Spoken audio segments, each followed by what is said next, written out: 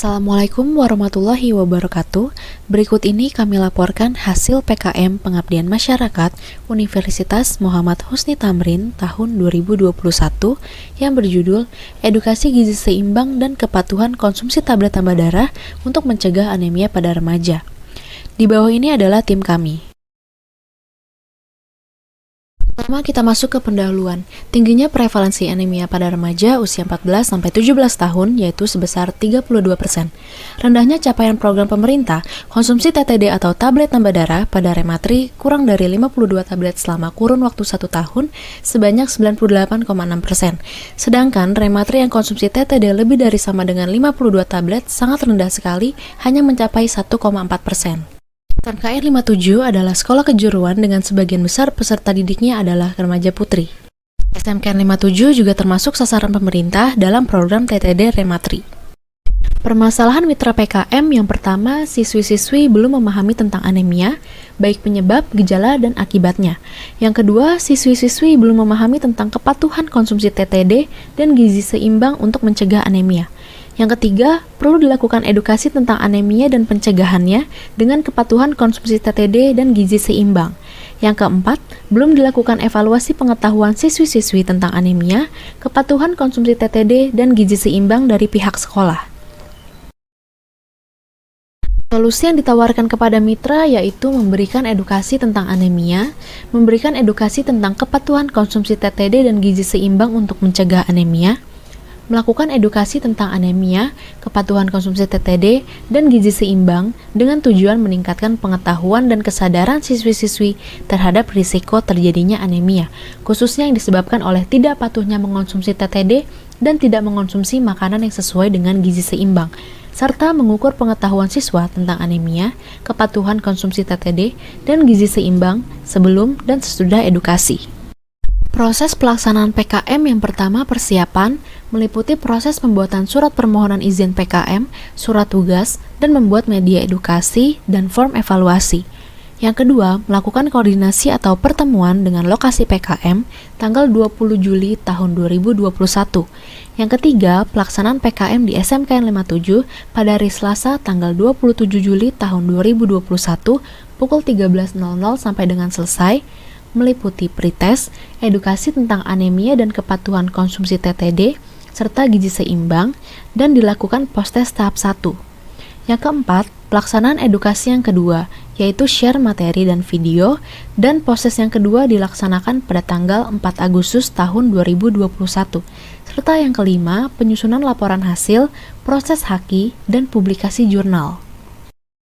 Metode yang kami gunakan adalah edukasi secara daring menggunakan aplikasi Zoom Meetings. Kegiatan PKM diawali dengan pretest kepada sasaran PKM menggunakan Google Form.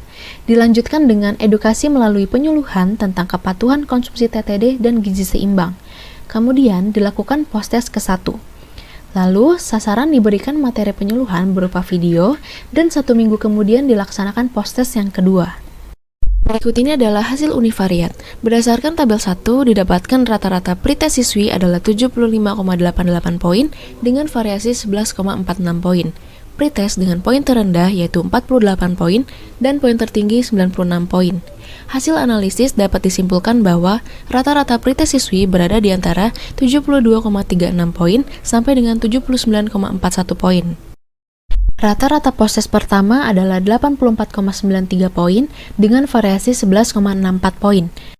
Post-test pertama dengan poin terendah yaitu 48 poin dan poin tertinggi 100 poin. Hasil analisis dapat disimpulkan bahwa rata-rata post-test pertama siswi berada di antara 81,35 poin sampai dengan 88,51 poin. Lalu, rata-rata post-test kedua adalah 86,98 poin dengan variasi 12,22 poin. Post-test kedua dengan poin terendah yaitu 48 poin dan poin tertinggi 100 poin. Hasil analisis dapat disimpulkan bahwa rata-rata post-test kedua siswi berada di antara 83,22 poin sampai dengan 90,74 poin. Berikut ini adalah hasil bivariat. Berdasarkan kedua tabel ini, hasil uji diperoleh p-value sama dengan 0,0005, artinya secara statistik ada perbedaan yang signifikan pengetahuan siswi antara sebelum dan sesudah pemberian materi anemia dan gizi seimbang. Pembahasannya, anemia adalah suatu keadaan di mana kadar hemoglobin rendah di dalam darah.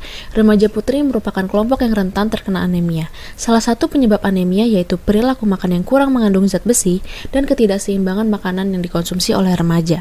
Salah satu dampak anemia remaja yaitu menurunnya kemampuan akademis di sekolah karena tidak adanya gairah belajar dan konsentrasi belajar. Upaya untuk mencegah dampak tersebut adalah dengan edukasi. Edukasi gizi diperlukan untuk mengoptimalkan penyampaian pesan gizi seimbang kepada remaja putri. Edukasi gizi menggunakan media penyuluhan sebagai upaya untuk merubah pengetahuan atau sikap remaja dalam hal konsumsi makanan. Penyuluhan masih menjadi media yang efektif karena merupakan interaksi dua arah di mana remaja bisa langsung bertanya kepada penyuluh tentang materi yang belum dipahami. Pada PKM ini dapat disimpulkan bahwa yang pertama, rata-rata hasil POS siswi terus meningkat setelah diberikan materi anemia dan gizi seimbang menggunakan Zoom meeting dan video.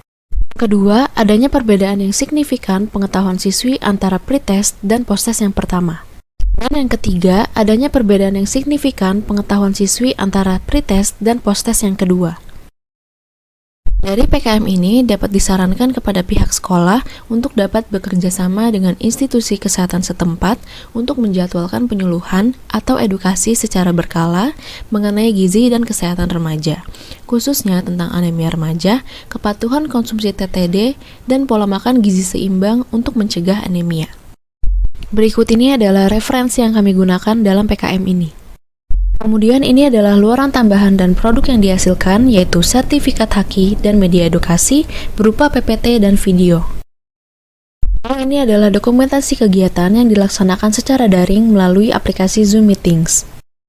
Serta kami lampirkan poster dan sertifikat Haki. Terima kasih atas perhatiannya, kurang lebihnya mohon maaf. Wassalamualaikum warahmatullahi wabarakatuh.